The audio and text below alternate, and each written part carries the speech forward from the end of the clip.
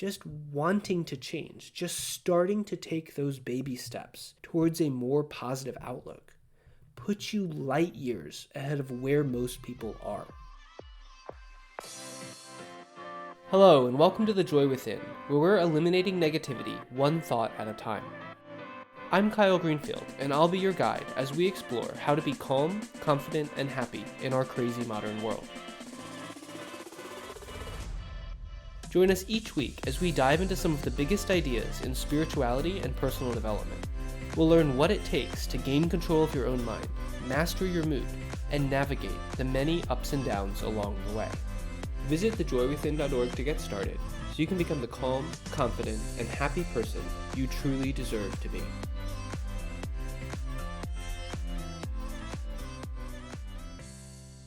Hello, and welcome back to the Joy Within's podcast.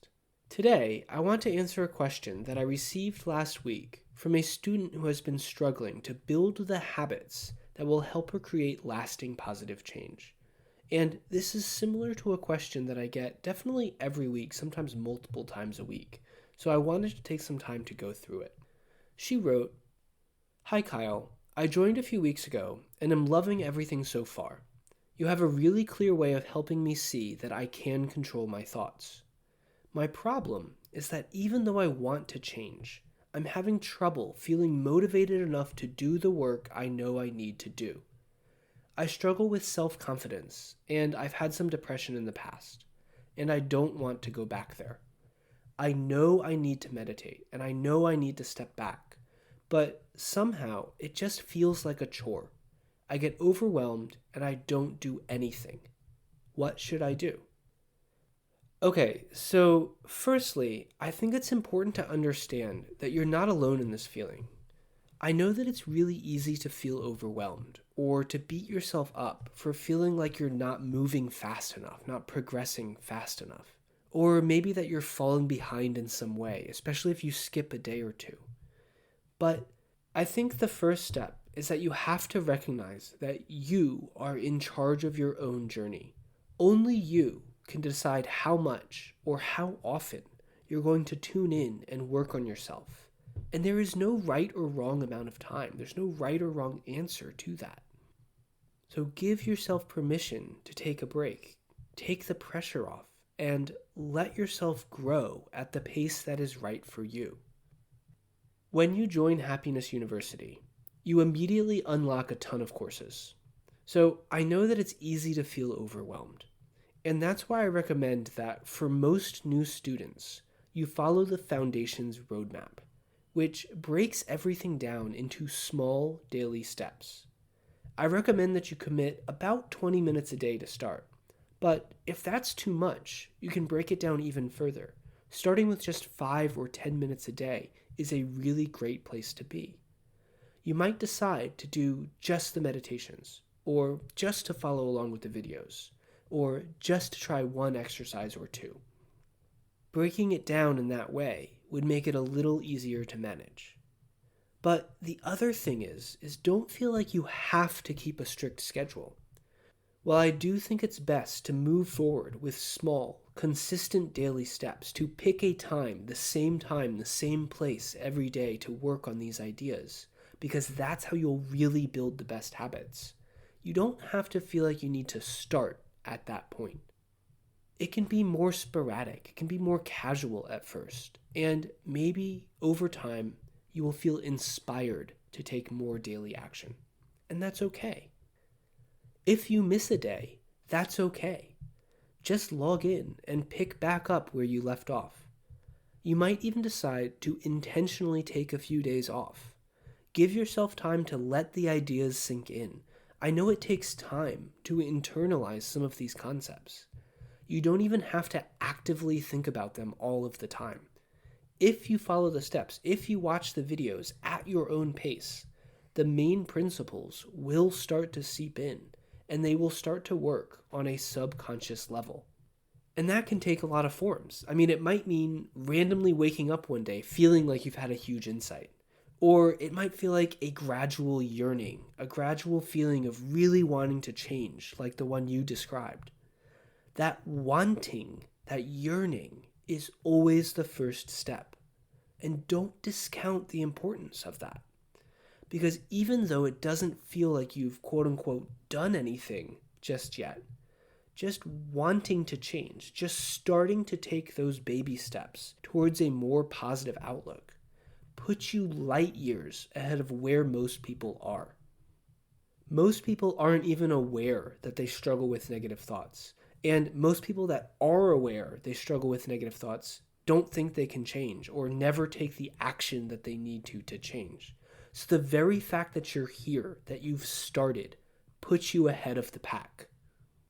Just by being here, you have already put yourself in a really great position. You're doing really well. Accept and acknowledge that. Accept and acknowledge the progress that you have already made just by showing up today. The habits will come. The habit of tuning in, the habit of meditating, the habit of taking time for your inner growth. All of that will come.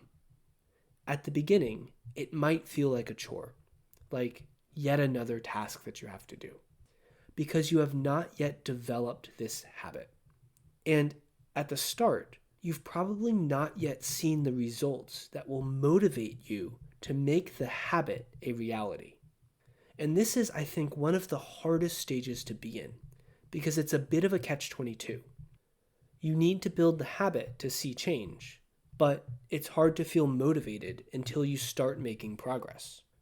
So you feel stuck. And this is why that desire, that feeling of really wanting to change, is so important early on. That's why it's the essential first step. Because you have to persist long enough to build the habit. As you do, everything gets easier. You start to see results, so you're more motivated, and you get more and more accustomed to making these simple little shifts that will really add up and will really transform your way of thinking. It becomes a virtuous cycle. But when you're first starting out, it can definitely take some willpower to kickstart that positive spiral. And it's okay if that feels like a chore. The question is how you're going to get over that hurdle. And for that, I suggest breaking it down to the smallest possible action. For example, I would decide that maybe your only goal is to sit down every day for 30 days in a row and press play on a meditation. Don't even worry about trying to meditate. Don't worry about how long you sit there or what your mind thinks. Your goal is just to press play. And yes, of course, you can sit and listen. You want to close your eyes and try to relax, but that's not your main goal. You're not trying to do anything. Actually meditating, actually starting to quiet the mind, actually starting to think differently, that's all a bonus. The first goal is just to start, just to press play. That's it. Now again, you can break this down any way that you want, but I want you to think in that way. I want you to think about the smallest possible step you can take, something that you can do consistently on the schedule you set and stick to it. Smaller than what you think will make a difference, because it's not about that action. It's about what that action will lead to over time. That's how you get out of feeling like it's a chore. That's how you get out of feeling overwhelmed with it.